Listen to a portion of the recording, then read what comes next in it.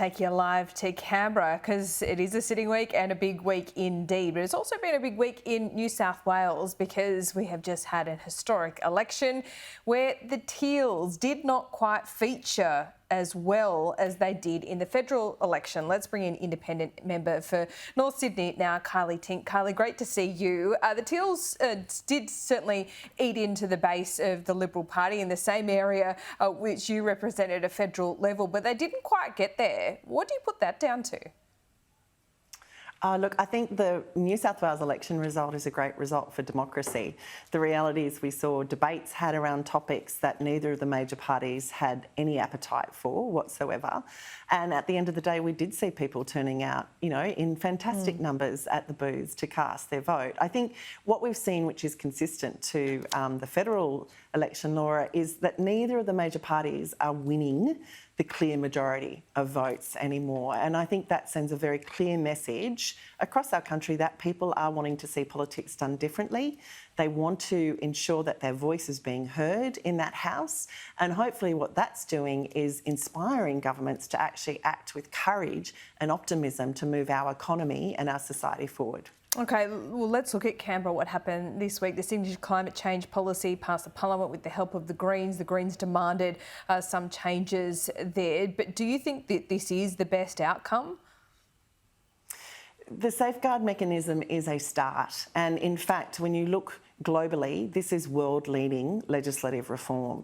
We've seen incredible initiatives undertaken in the US with the Inflation Reduction Act and recently in the EU with the Green Deal.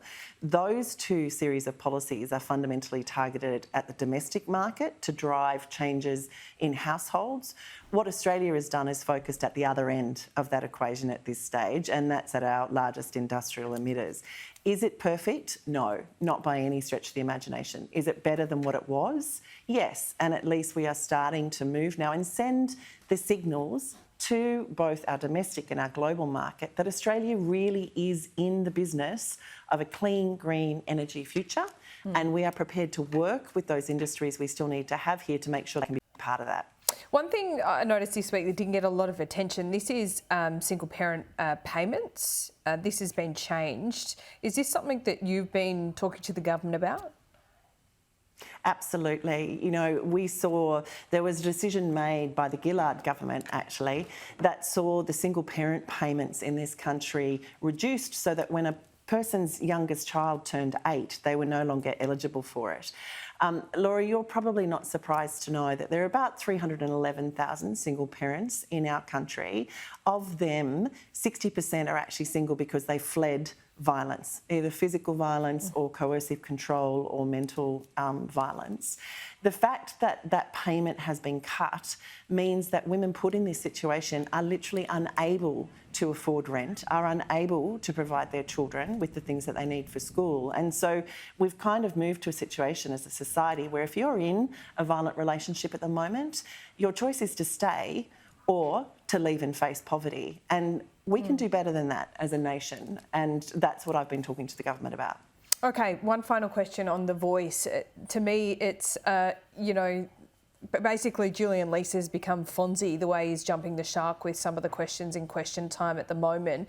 But this is more serious than that because it does really threaten any kind of bipartisanship. Well, not threaten it, there's none at the moment, and it does threaten how the vote will go at a national level. Where's it heading?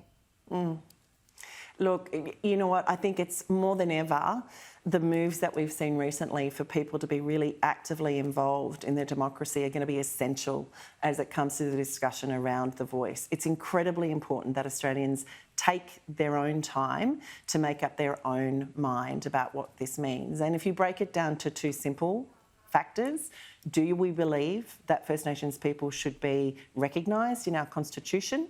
If you say yes to that, then the next question you ask yourself is, do we believe that First Nations people should have the right to have a say in laws that directly affect them? And if you say yes to that, then you're a yes voter. But I want to say it is still okay to have questions and to be asking those questions. And in fact, it's really important that this is a healthy discussion for our nation. Yeah, I agree with you. Kylea Tink, good to talk to you once again.